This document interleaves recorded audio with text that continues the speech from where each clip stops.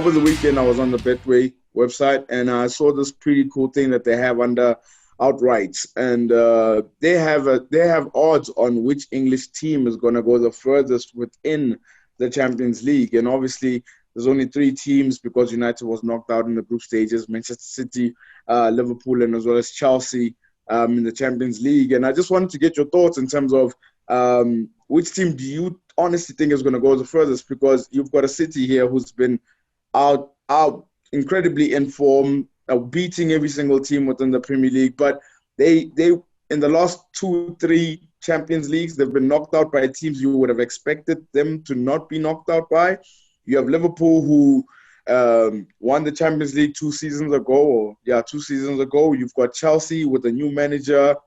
You know, how do you think, which team do you think is going to go the furthest? I don't know. I mean, there's very little value, I suppose, in putting your money down on City because they're at 1.57.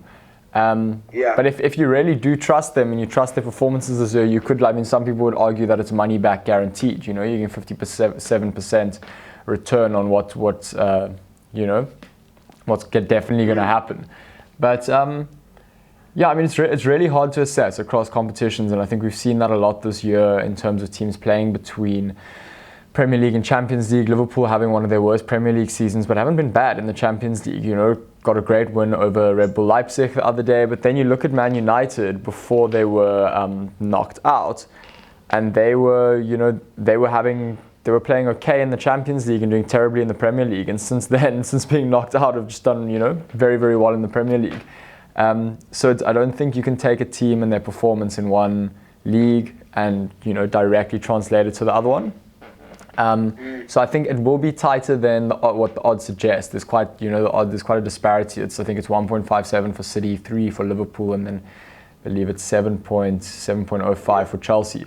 I definitely don't think that should be such a big sort of gap between Chelsea and Liverpool.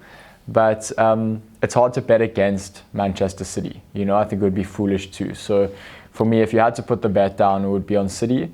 I don't know if it's a bet I would be putting down with a return of only 1.57, considering City's history in the Champions League as well.